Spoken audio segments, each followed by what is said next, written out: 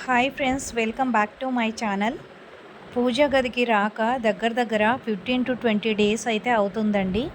మా రిలేటివ్స్ వాళ్ళైతే ఎక్స్పైర్ అయ్యారని చెప్పాను కదా, సో దానివల్ల నేనైతే పూజ గదికి ఇవాళే వచ్చాను. ఈ పూలన్నీ కూడా ఎప్పుడో పెట్టిన పూలు. దసరాకి ముందే పెట్టామన్నమాట. వినాయక చవితికి పెట్టినాము అంటే ఇంకా అప్పటి నుంచి కూడా మళ్ళీ పూజ గది వైపే రాలేదు. ఈరోజైతే మొత్తం దీపావళికి క్లీనింగ్ అనేది చేసుకుంటున్నాను.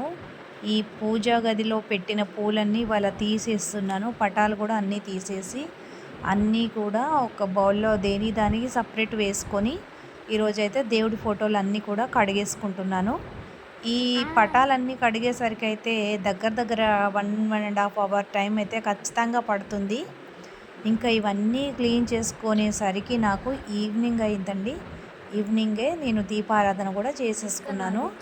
సో ఇప్పుడు దీపావళికి ఎలాగూ మనకి స్టార్ట్ అవుతుంది కదా, దానికోసమని మొత్తం క్లీనింగ్ చేసుకొని ఈరోజైతే దీపారాధన స్టార్ట్ చేశాను. అసలు దేవుడికి బొట్టు పువ్వులు పెట్టిన తర్వాత మళ్ళీ ఆ పాత కళ చూడండి ఎంత బాగా అనిపిస్తుందో. పూజా గది ఎంతైనా పూజ చేసుకుంటే ఇంట్లో వచ్చే ఆ పాజిటివ్ కళే వేరు కదండి. Thank you for watching. Please subscribe.